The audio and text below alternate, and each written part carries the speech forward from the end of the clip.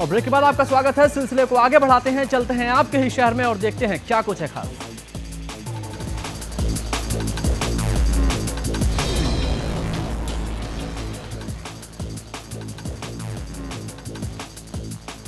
छत्तीसगढ़ के मुख्यमंत्री रमन सिंह भाजपा के वरिष्ठ नेता स्वर्गीय निर्भय सिंह पटेल की स्मृति में आयोजित स्मरण समारोह में शामिल होने के लिए आज इंदौर आए। इंदौर के देवी अहिल्या विश्वविद्यालय के ऑडिटोरियम में आयोजित एक कार्यक्रम में मुख्यमंत्री रमन सिंह ने कोयले घोटाले पर मचे कोहराम के बारे में कहा कि राज्य सरकार का कोयले आवंटन से कोई अधिकार नहीं होता है। केंद्र सरकार द्वारा ही कोयले की खानों का आवंटन किया जाता है। मध्य प्रदेश के मुख्यमंत्री की तारीफ करते हुए प्रदेश में शिवराज सिंह चौहान एक बार फिर बीजेपी की सरकार बनाएंगे और अगले चुनाव में भाजपा की सरकार बनेगी। एयरपोर्ट पर पहुंचे मुख्यमंत्री रमन सिंह ने कहा कि प्रधानमंत्री की दौड़ में वे बिल्कुल नहीं है और वो पार्टी के एक बहुत छोटे से कार्यकर्ता है। छत्तीसगढ़ में नक्सलवाद की समस्या को उन्होंने राष्ट्रीय समस्या बताया और कहा कि नक्सलवाद की समस्या को कठोरता और सरलता के साथ में हल किया जा रहा है।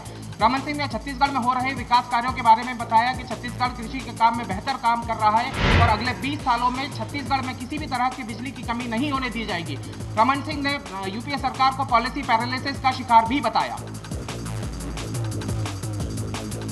खबर भारती की पहल पर हुआ कलेक्टर पन्ना का औचक निरीक्षण। कई डॉक्टर मिले नदारद। कलेक्टर ने दिया आश्वासन, कहा स्वास्थ्य सुविधाएं की जाएंगी बेहतर। आज पन्ना जिला चिकित्सालय में जब खबर भारती की टीम पहुंची तो पन्ना जिला चिकित्सालय में कई डॉक्टर नदारद थे। इन दिनों मौसमी बीमारियों के चलते रोज सैकड़ों की तादाद में मरीज पन्ना जिला चिकित्सालय पहुँच रहे हैं, पर डॉक्टर अस्पताल की जगह अपने घर में ही प्रैक्टिस करते हैं, क्योंकि घर पर प्रैक्टिस करने पर डॉक्टरों को फीस जो मोटी मिलती है।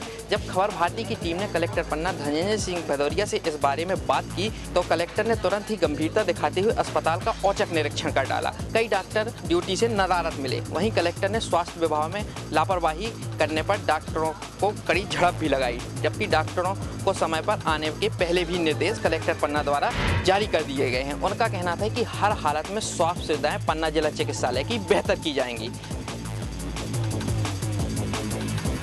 अजमेर जिले के कई गांवों में बिजली व्यवस्था हुई पूरी तरह चौपट। गांवों में पसरा अंधेरा, सड़कों पर उतरे ग्रामीण।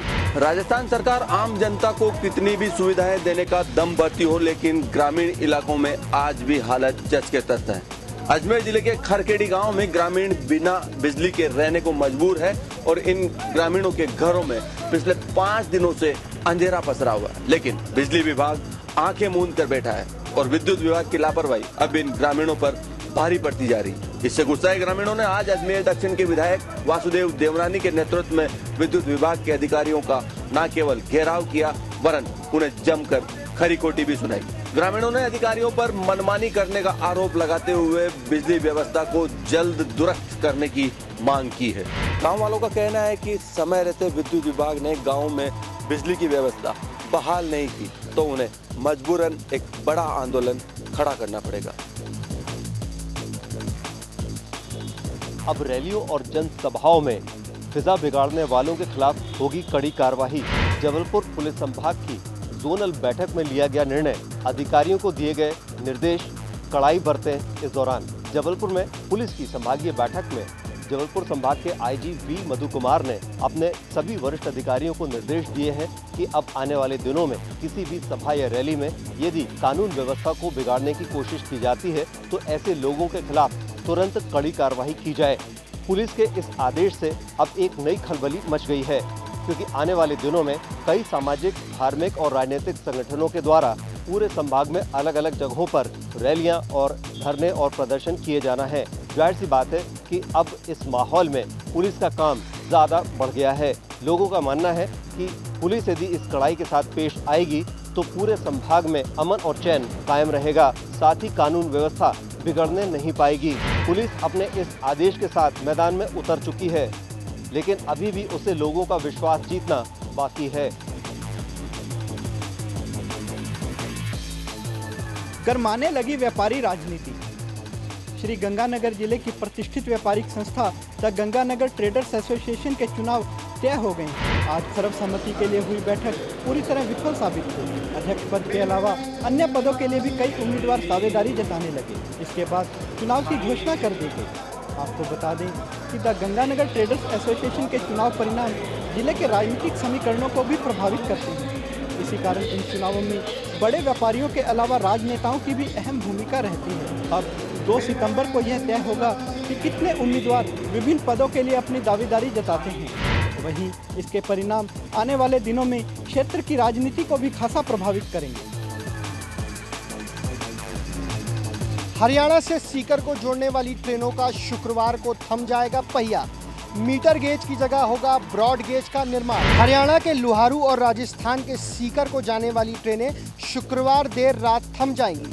दरअसल इस रूट पर 88 साल पुराने मीटर गेज की जगह 6 अरब 53 करोड़ की लागत से ब्रॉड गेज का निर्माण होना है, जिसके चलते इस रूट पर चलने वाली करीब 12 ट्रेनों को कुछ वक्त के लिए रोक दिया गया है। ब्रॉड गेज के निर्माण के बाद इस रूट पर चलने वाले लोगों को बड़े शहरों की तरह ही ब्रॉड गेज की सुविधाएं मिल जाएगी। उधर कुछ दिनों तक इस रूट पर रेल बंद होने से मुसाफिर को दिक्कत न हो, इसके लिए रोडवेज ने इस रूट पर करीब 15 नई बसों को चलाने का फैसला लिया है। हालांकि रोडवेज में सफर करने से लोगों पर किराए का भार जरूर बढ़ जाएगा। ट्रेन में जो किराया 25 रुपए था, अब उसके लिए मुसाफिरों को देना होगा 100 रुपए। कोरिया जिले में एक किसान ने किया जमीन का दान। कोरिया जिले के बैकुंठपुर शहर से लगे एक गांव को आपस में दूसरे गांव से जोड़ने के लिए गांव के ही एक किसान शिव प्रसाद ने अपनी 4 डिसमिल जमीन दान में दे दी। शिव प्रसाद की अगर माने तो एक गांव से दूसरे गांव में जाने के लिए लोगों को काफ़ी परेशानी का सामना करना पड़ता था। कच्ची और जर्जर सड़क होने के कारण आए दिन बच्चे और बुजुर्ग घायल हो जाते थे, जिसकी पीड़ा उससे देखी नहीं गई और उसने अपनी 4.5 डिसमिल जमीन, जो सरकारी रेट के अनुसार लगभग 5 लाख रुपए की होती है, उसे वह नगर पालिका अध्यक्ष शैलेश शिवहरे के माध्यम से दान में दे दिया। अगर शिव प्रसाद अपनी जमीन नहीं देता तो शायद 2 गांव आपस में कभी नहीं जुड़ पाते। इंदौर में कल से दूध मिलेगा महंगा।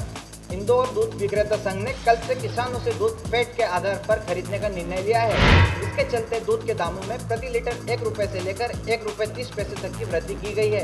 यानी उपभोक्ताओं को सामान्य स्तर के दूध के लिए भी 1 रुपए से ज्यादा चुकाने होंगे, जबकि बेहतरीन क्वालिटी के दूध को खरीदने के लिए 1 रुपए 30 पैसे से ज्यादा चुकाने होंगे। वहीं इंदौर के दूध विक्रेता संघ के अध्यक्ष ने बताया कि उपभोक्ताओं के हितों को ध्यान में रखते हुए नए रेट लागू किए गए हैं, जो कि प्राकृतिक परिस्थितियों और उत्पादन मूल्य के आधार पर नए मूल्य तय किए हैं। दूध के बढ़ते हुए दामों से आम जनता के साथ अब सबसे ज्यादा ग्रहणीय। बिलासपुर में सरकारी राशन की जारी है कालाबाजारी, प्रशासन बना है मौन।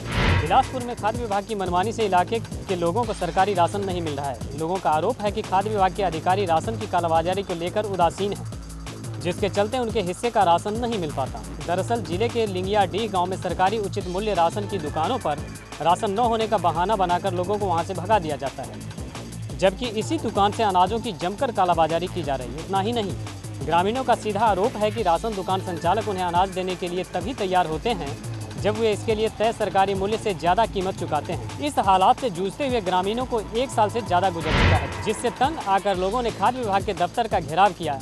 इधर लोगों की भीड़ देखकर आला अधिकारी मौके पर पहुंचे और जांच का आश्वासन दिया। भोपाल में ज्वेलर्स की दुकानों में चोरी करने वाली बुर्का गैंग एक बार फिर सक्रिय हो गई है। इस बार इस गैंग की 3 महिलाओं ने टीटी नगर की एक ज्वेलर्स दुकान को निशाना बना दिया। महिलाएं यहां से लाखों का माल लेकर गायब हो गईं, लेकिन इन महिलाओं की ये करतूत इस बार सीसीटीवी कैमरे में कैद हो गई। ये घटना टीटी नगर थाना इलाके के न्यू मार्केट की है। मार्केट में कृष्णा ज्वेलर्स की दुकान में सबसे पहले एक बुर्का पहने महिला दाखिल हुई और दुकानदार से बातें करने लगी। उसके पीछे दूसरी महिला बुर्का पहने दुकान में आ गई। दोनों मिलकर दुकानदार को बातों में उलझाने लगी कि तभी बुर्का पहने एक और तीसरी महिला दुकान में दाखिल हो गई।